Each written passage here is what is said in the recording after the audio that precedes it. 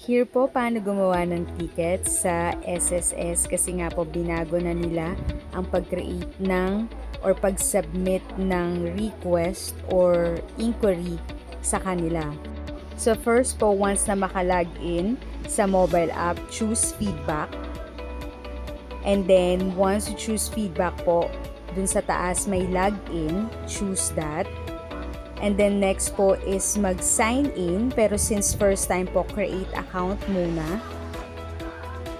And then next, once na successfully log in na, then that's the time you add ticket.